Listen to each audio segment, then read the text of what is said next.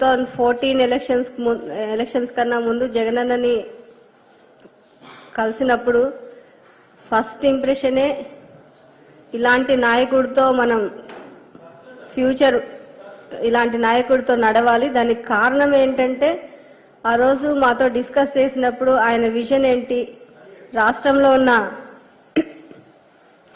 పేదవాళ్ళని ఎలా ఆదుకోవాలి, అవన్నీ ఆ రోజు ఫస్ట్ డేనే మాతో డిస్కస్ చేయడం జరిగింది.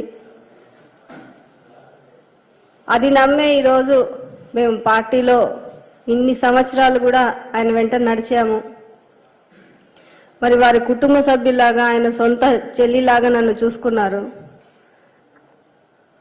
అదే లైవ్ వీడియో అంటే ఫేస్బుక్ లైవ్ అంటే ఒకసారి లైవ్ ఇచ్చిన తర్వాత దాన్ని మార్చేదేం ఉండదు.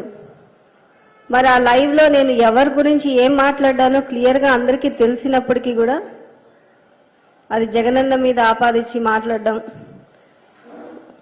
అలాగే ఈరోజు దళిత మహిళా ఎమ్మెల్యే ప్రశ్నించడమే నేరమా అని చెప్పి ఈనాడు పేపర్లో ఒక టైటిల్ పెట్టారు. నేను ఎవరిని ప్రశ్నించాను అనేది క్లియర్గా రాయాలి. ఎందుకంటే నేను ప్రశ్నించింది, పోరాడుతుంది అధికారులతోనే, జగనన్నతో కాదు. జగనన్న దగ్గరికి వెళ్తే సీఎం ఆఫీస్కి వెళ్తేనే పనులు అవుతున్నాయని చెప్పాను. అంటే జగనన్న దగ్గరికి వెళ్తేనే పనులు అవుతున్నాయి. ప్రతి చిన్నది అంటే డిస్ట్రిక్ట్ లెవెల్లో అయిపోవాల్సింది కూడా ప్రతి చిన్నదానికి నేను సీఎం ఆఫీస్కి వెళ్లాల్సి వస్తా ఉంది అని ఒక బాధ తప్ప, ఒక వారం రోజుల నీళ్ళకు కూడా అధికారులు అడిగితే కుదరదని చెప్పడము, ఇవన్నీ నాకు కొంచెం బాధ అనిపించి నేను మాట్లాడ్డాను. అధికారులు కూడా ఒత్తిళ్లకు లోనవుతా ఉన్నారు. వాళ్ళు ఒత్తిళ్లకు లోనయ్యి అంటే ఏ నియోజకవర్గ ప్రయోజనాల గురించి ఆ ఎమ్మెల్యేలు పోరాడతారు కాబట్టి అదే విధంగా నేను కూడా పోరాడుతా ఉన్నాను. అయితే ప్రతిసారి ఇక్కడి వరకు రావాల్సి వస్తుందని ఒక బాధతో నేను ఆ రోజు ఫేస్బుక్ లైవ్ పెట్టడం జరిగింది. దాన్ని రాద్ధాంతం చేసేసి నేను మొదటిసారి ఇంటరాక్టివ్ సెషన్ అని ఎవరైనా క్వశ్చన్స్ వేస్తే మాట్లాడేలా విధంగా మన సోషల్ మీడియా వాళ్ళతో కూడా వాళ్ళకి ఏమన్నా క్వశ్చన్స్ ఉన్నా మాట్లాడే విధంగా నేను మాట్లాడ్డాను. కొన్ని క్వశ్చన్స్కి ఆన్సర్స్ ఇచ్చాను. ఈరోజు నేను లైవ్ రావడానికి ముఖ్య ఉద్దేశం ఏంటంటే, మన సింగనమల నియోజకవర్గంలో నీళ్ళు తెచ్చుకోవాలంటే ప్రతిసారి ఫైట్ అవుతుంది. మనకి ఆయకట్టు ఉంది, వాటా ఉంది, అయినప్పుడు కూడా ప్రతిసారి ఫైట్ అవుతుంది. 2019-20లో కూడా ఇదే పరిస్థితి. ఎంపీఆర్ డ్యామ్కి నీళ్ళు వచ్చినా కానీ ఆ నీళ్లు మేము ఎలా తెచ్చుకోవాలి, ఇవన్నీ కూడా ప్రతిసారి ఫైట్ అవుతూనే ఉంది. మేము ఎన్నిసార్లు ఇరిగేషన్ డిపార్ట్మెంట్ వాళ్ళని అడిగినప్పటికీ కూడా వాళ్ళు చెప్పే రీజన్స్ వింటే నాకు నిజంగానే చాలా ఆశ్చర్యం వేస్తూ ఉంది. ఇంత అంటే ఒక నియోజకవర్గానికి రాయల్గా నీళ్ళు తెచ్చుకోవడం అనేది ఇంత కష్టమా అనేది నాకు అసలు అర్థం కావట్లేదు. సో మన కాన్స్టిట్యున్సీకి, మన సింగనమల నియోజకవర్గానికి ఆయకట్టు ఉండి ఎందుకు నీళ్లు ఇంత కష్టమవుతుంది ఏంటి అని చెప్పి ఎన్నిసార్లు మనం అడిగినా కానీ వాళ్ళు చెప్పే రీజన్స్ చాలా వియర్డ్ రీజన్స్. నాకు నిజంగానే ఆశ్చర్యం అయిపోయింది. ఇంకా నేను వెక్స్ అయిపోయాను. ఎందుకంటే 2019-20లో కూడా నేను చాలా కష్టపడ్డాను. నీళ్ళ కోసం సీఎం ఆఫీస్కి వెళ్లాల్సి వచ్చింది. ఇక్కడంతా ఆపడానికి ట్రై చేశారు. అక్కడి నుంచి సీఎం ఆఫీస్ నుంచి నీలా అన్న, ధనుంజయ రెడ్డి అన్న, మళ్ళా మన ఈఎన్సీ చీఫ్ మన నారాయణ రెడ్డి అన్న, వీళ్ళందరూ కూడా ఈరోజు మనకి హెల్ప్ చేయబట్టి 2019-20లో మనకి వాటర్ రాగలిగింది. సో 2 years మేము సీఎం ఆఫీస్కి వెళ్తే తప్ప నీళ్ళు వచ్చే పరిస్థితి లేకుండా అయిపోయింది. ఇంకా ఐఏబీ మీటింగ్స్ ఉన్నది ఎందుకు? అవన్నీ కూడా వక్రీకరించుకుంటూ ఇష్టం వచ్చినట్టు మాట్లాడారు. అసలు నేను జగనన్నని వ్యతిరేకించినట్టు, పార్టీని వదిలిపోతున్నట్టు. అంటే నేను ఏదో పెద్ద ఫ్యూచర్ను ఊహించేసుకుని నేను ఈ పార్టీలో ఏదో చాలా అయిపోవాలన్న ఉద్దేశంతో రాలేదు. కేవలం జగనన్న చెప్పిన పని చేయడం, ప్రజల్ని ఎలా ఆదుకోవాలి, జగనన్న చెప్తే ప్రజలకు తోడుగా మాకొక నియోజకవర్గం అప్పచెప్పారు. ఆ నియోజకవర్గంలో ప్రజలు బాగుపడే విధంగా మేమేం చేయగలం అవి మాత్రమే చేసుకుంటూ వెళ్ళాము. అది మాత్రమే నేను వర్క్ చేశాను. మరి ఈరోజు అలాంటప్పుడు నాకు చాలా ఫ్యూచర్ నేనేదో ఊహించుకోలేదు, నేనేదో మంత్రి అయిపోవాలనో ఇంకోటో ఇలాంటి ఆలోచనలు కూడా నాకు ఎప్పుడూ లేవు. ఈరోజు ఇప్పటికిప్పుడు వద్దమ్మా నువ్వు ఎవరైనా సపోర్ట్ చెయ్యి, నువ్వు పక్కనుండు అని అన్నా కానీ I'm ready to do that. అంత మేము విధేయులుగా ఉన్నప్పుడు ఈరోజు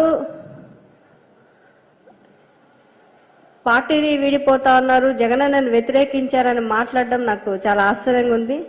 అది కాకుండా ఎస్సీలకి జగనన్న చేసింది నిజంగా మన రాష్ట్ర చరిత్ర కాదు, దేశ చరిత్రలో గుర్తుండిపోవాల. అదే ఆ విధంగా చేసుకుంటూ వచ్చారు జగనన్న. మరి ఈరోజు ఎస్సీ ఎస్టీ బీసీ మైనార్టీలందరూ కూడా మన రాష్ట్రంలో పదవుల్లో కావచ్చు, అలాగే సంక్షేమ పథకాల్లో కావచ్చు, అన్ని రకాలుగా కూడా వాళ్ళు లబ్ధి పొందుతా ఉన్నారు. వాళ్ళందరూ కూడా చాలా సంతోషంగా ఉన్నారు. మరి అలాంటప్పుడు ఈరోజు ఏదో కొత్తగా నేను దేని గురించి మాట్లాడ్డానో అది మాత్రమే రాయండి, దాన్ని మీరు పార్టీకి జగనన్నకి ఆపాదించకూడదని చెప్పి నేను మీకు సీరియస్గా వార్నింగ్ ఇస్తున్నా. దట్టు ఈరోజు నేను ఇంకొకళ్ళు ఇలాగా వచ్చి ఏదన్నా విషయాలు అంటే వాళ్ళ కాన్స్టిట్యున్సీ విషయాలు కావచ్చు, ఏదన్నా విషయాలు ముందుకొచ్చి మాట్లాడడానికి కూడా భయపడే విధంగా, అంటే దాన్ని పెద్ద వైరల్ చేసేదో చాలా పెద్ద తప్పు చేసేస్తారు. అంటే ఓపెన్ గా వచ్చి మాకు ఈ కష్టం ఉంది, నేను మాట్లాడాలనుకుంది, నేను కన్వే చేయాలనుకుంది నా నియోజకవర్గ ప్రజలకి మనం కలిసికట్టుగా పోరాడుకుందాం అని చెప్పి నా నియోజకవర్గ ప్రజలకు పిలుపునిచ్చా నేను. అలాగే ఎవరైతే ఈ నీళ్ల కోసం ఫైట్ చేస్తున్నామో వాళ్ళందరికీ కూడా ఇది ఒక మెసేజ్ పోవాలన్న ఉద్దేశంతో ఇచ్చాను. కానీ ఇది స్టేట్ మొత్తము అందరూ చూసేలాగా మా పార్టీనే వ్యతిరేకించే విధంగా వీళ్ళు ఆపాదించి దాన్ని భయంకరంగా చిత్రీకరించారు. నాకు నిజంగానే చాలా బాధగా ఉంది. అంటే మీడియాలో కూడా ఒక ఎస్సీ మహిళ వచ్చి మాట్లాడితే ఎల్లో మీడియా ఇంత అంటే పాయింట్ అంతా డైవర్ట్ చేసేసి ఇంత వాళ్ళ స్వప్రయోజనాల కోసము వాళ్ళేదో చంద్రబాబుని టీడీపీని వాళ్ళేదో బాగుపరచుకోవడానికి జగనన్న వాల్యూ తగ్గించాలన్నట్టు చూస్తా ఉన్నారు. జగనన్న మీరు తగ్గిస్తే తగ్గిపోయేది వాల్యూ తగ్గిపోయేది ఏముండదు. ఎందుకంటే మీరు విత్తనం వేసి భూమిలో నాటితే చెట్టుగా మొలుస్తాడు, బంతని కొడితే డబుల్ స్పీడ్ లో పైకి వస్తాడు. సో మీరు ఎన్ని చేసినా ప్రజలకి ఎవరు మంచి చేశారనేది ఈరోజు మన రాష్ట్రంలో అందరికీ తెలుసు. ఇట్లాంటి రాతలు నువ్వు 100 కాదు రోజు రాసుకున్నా కానీ ప్రజలు నమ్మే పరిస్థితుల్లో లేరు. ఎందుకంటే ఈరోజు ప్రజలు ఎక్స్పీరియన్స్ అవుతా ఉన్నారు జగనన్న పాలనని. అంటే ఇదేదో నేను చెప్పడమో, మేము గడప చేసినప్పుడు ప్రతి ఇంటికి వెళ్ళాము. మా నియోజకవర్గంలో ప్రతి ఇంటి వాళ్ళు చెప్పారు జగనన్న మాకు మంచి చేస్తా ఉన్నారు, జగనన్న వల్లే మేము బాగుపడ్డాము, ఆర్థికంగా నిలదొక్కున్నామని ఎన్నో ఎస్సీ కుటుంబాలు, ఎస్టీ కుటుంబాలు, బీసీ మైనార్టీ కుటుంబాలు చెప్పడం నేను గమనించాను. మరి అలాంటప్పుడు ఏ రోజైనా మీ మొత్తం అంటే చంద్రబాబు నాయుడు చెప్పుకుంటా అంటారు కదా 14 ఏళ్ళు అని చెప్పి, 14 ఏళ్లలో ఎమ్మెల్యేలంతా కనీసం మీ నియోజకవర్గంలో ప్రతి ఊరు తిరగాలి, ప్రతి గడప అని వదిలేండి, ప్రతి ఊరు తిరగాలనే ఒక్కసారైనా పంపించారా? ప్రజల కష్టాలు తెలుసుకోవాలని చెప్పి పంపించారా?